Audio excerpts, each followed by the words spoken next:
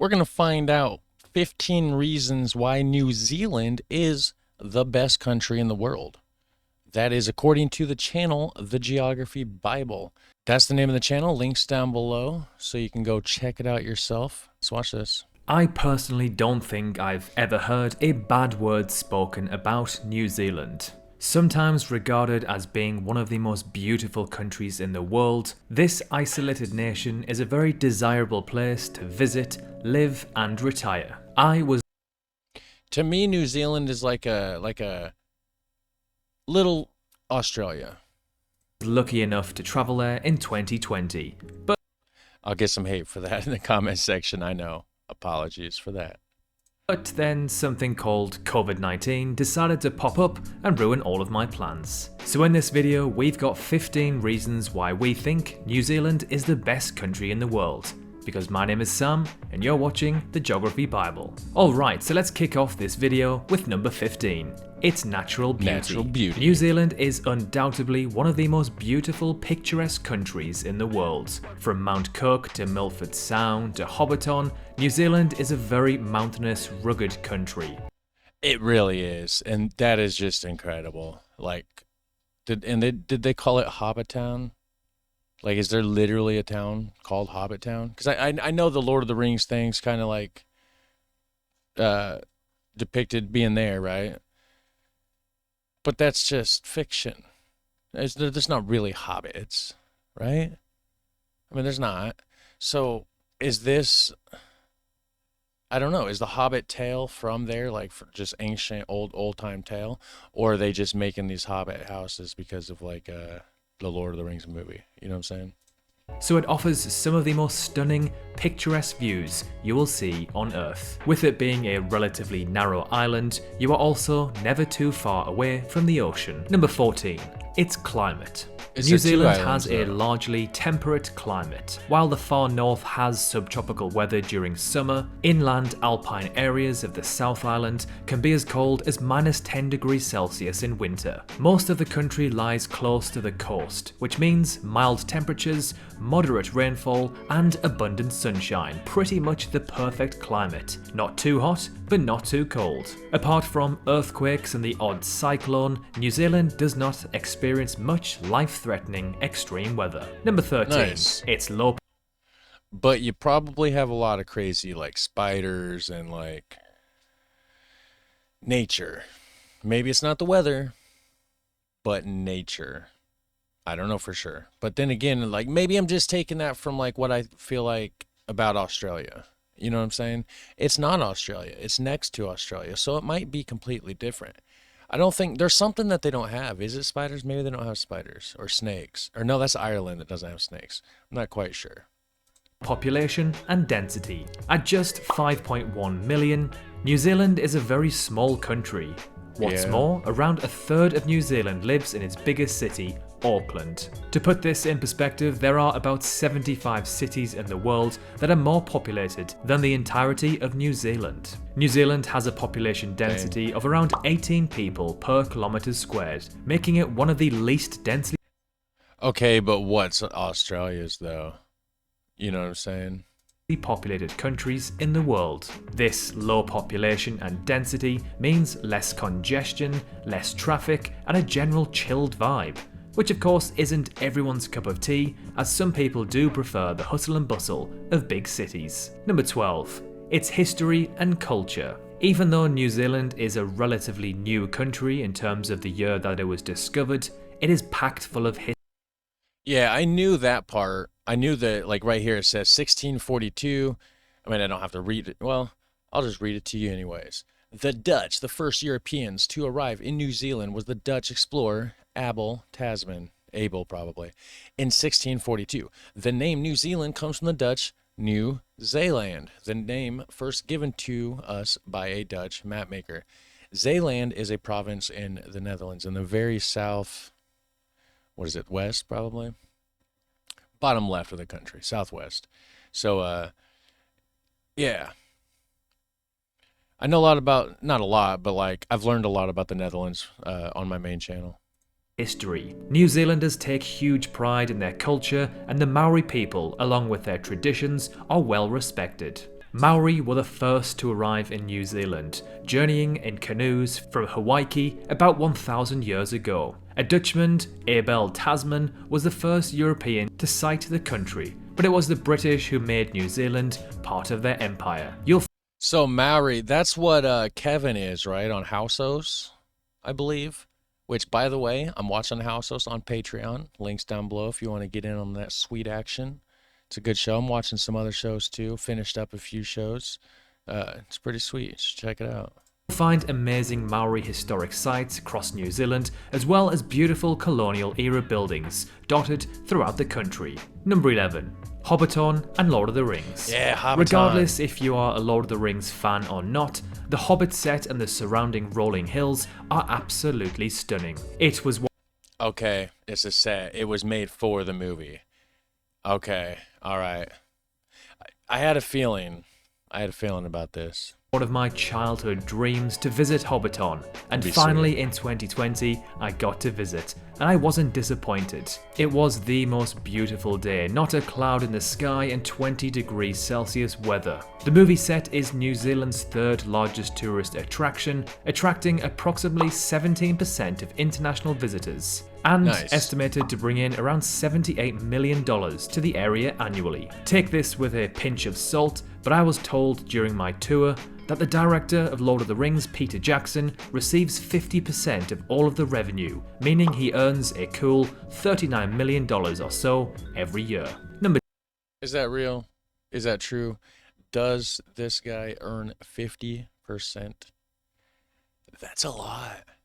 Who owns the land? I mean, then you got taxes. There's a lot to it. It's isolation. New Zealand's isolation from the rest of the world does have economic drawbacks. For example, when I was there, I noticed the price of some groceries is astronomical compared to what it is in the UK and It's well, the groceries aren't cheap here, but yeah, it's going to be the same as like anywhere else that's like that, because I've had a couple friends in the past that lived in Hawaii, and they said that just insane prices on some stuff, because it has to come in from the States, and like the way things are, it costs money. It's same with like Alaska, like certain places up there just cost way more than the normal price.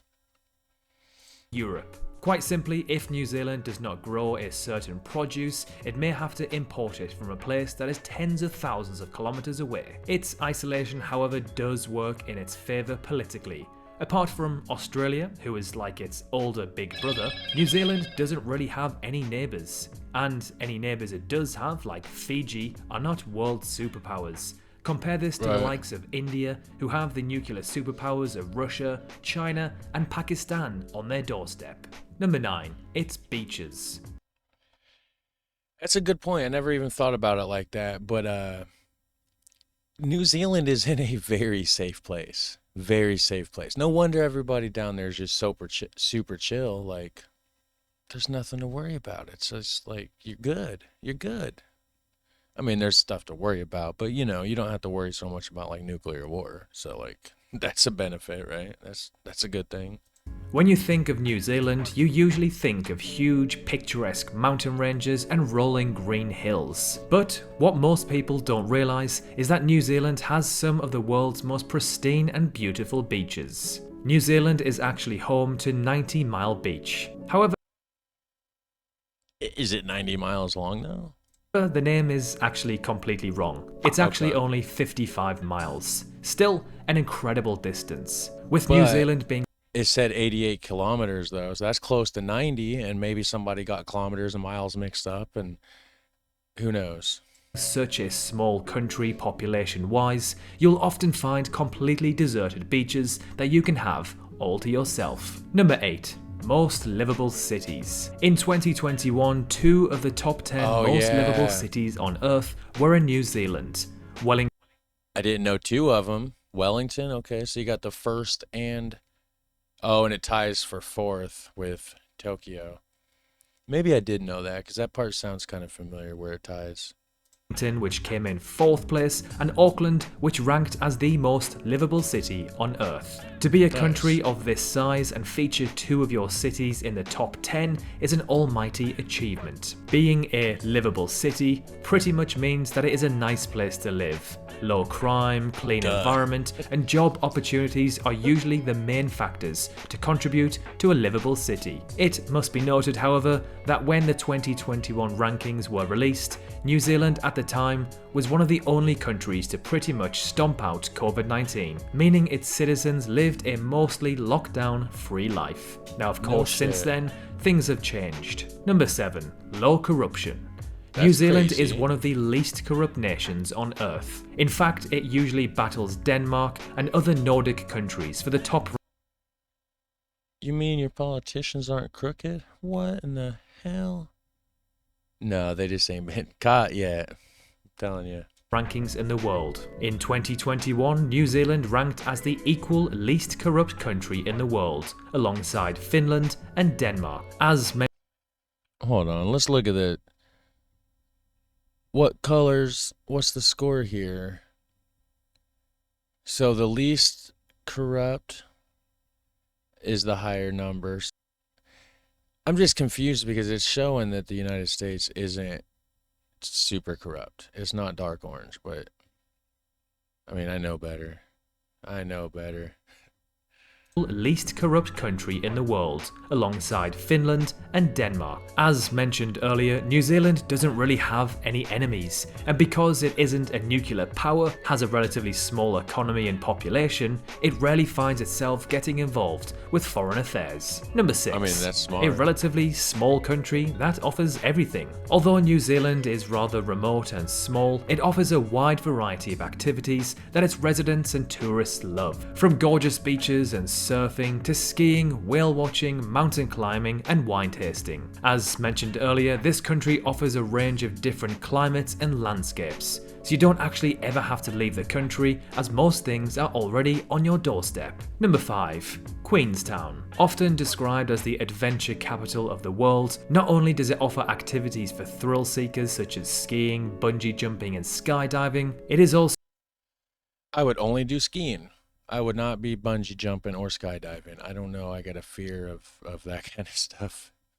Also one of the coolest and most beautiful looking cities in the world. Queenstown sits on the shore of Lake Wakatipu, among dramatic alpine ranges. A popular holiday and backpacking spot for any time of the year. Queenstown is renowned for its 4 distinctive seasons. Winter brings crisp blue sky days with snow perfect for skiing. Spring retains the snow but blooms into longer, warmer days.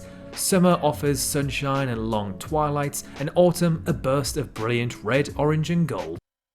Alright, so it sounds the same as what we have here. We have all 4 seasons here in northern Indiana as well, but we're pretty opposite on the globe. So like spring, so this is saying September to November. Our spring would be like April to May ish, something like that, right? And then summer starts. Autumn, I would say, starts around October here. And then winter, full on winter, is probably like December to end of February, beginning of March. Yeah. Very interesting. Twilights, and autumn a burst of brilliant red, orange, and gold. Number 4. Its social purpose. New Zealand ranks 3rd in the world when it comes to social purpose. Now, what exactly is social purpose? Well, it's the country's attitude and actions towards a variety of social attributes, such as animal rights, human rights, the environment, commitments to climate change, gender and racial equality, and many more. For this reason, New Zealand is a very progressive, healthy place to live. Now, of course, this doesn't mean it's perfect, but ranking 3rd in the world means it is one of the best countries in the world for its social purpose performance. Number 3. Its road trips. And the scenery looks nice too. I mean, you seen that waterfall a second ago. I don't need to go back and show you, but wow, the scenery looks nice. New Zealand is a country built for epic road trips. I can personally Yeah, vouch for see this, that. as I did a road trip through the country in 2020. Unfortunately, a global pandemic decided to pop up, which ended up ruining most of my plans. Low It says Kiwis go home, New Zealand to go in a month long lockdown to fight coronavirus. It's just funny the way they say that. pop up, which ended up ruining most of my plans. Low amount of traffic outside the major cities, alongside some of the most breathtaking views you will ever see, results in an absolutely stunning road trip adventure. Being an isolated country with low population means there is less light pollution too, so the night sky makes things even more epic. To drive Oh, from I the bet. North Island to the South Island, you must take a 3-hour ferry from the capital Wellington across to Picton, which is a little pricey, but admittedly it is extremely fun. You can sip on a glass of wine as you float past the incredible fjords. Number 2. It's chill Chill vibe. Yeah, they do seem pretty chill. Who's more chill, New Zealand or Australia? I feel like they're both pretty chill. I feel like New Zealand are more chill, like relaxed chill, and like Australians are more like crazy chill, if that makes sense. Because like Australians got the bogans, but then like New Zealand has like Kevin from House House. You know what I'm saying? laid-back vibe. Its isolation, low levels of corruption and crime, low population and density, alongside a society that is friendly, open-minded and welcoming, means that New Zealand is an extremely safe, chilled place to live, work and study. If you're looking for a busy city or country with a booming economy and that hustle and bustle vibe, then New Zealand probably isn't your best bet. You might be better off living in a big city in Australia. And finally, number 1. That looked like a big city to me. I mean, that is huge. I don't live anywhere close to anything tall like that. Hell no. I live in the middle of nowhere, pretty much.